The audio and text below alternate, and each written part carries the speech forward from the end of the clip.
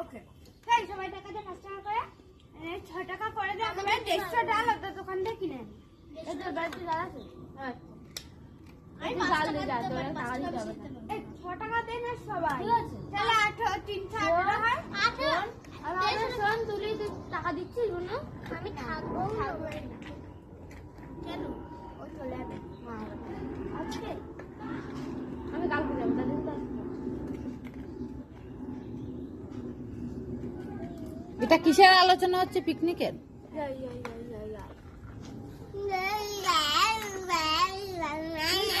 তুমি করবে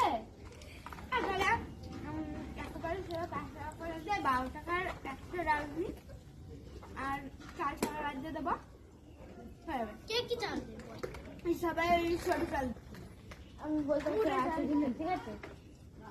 তাই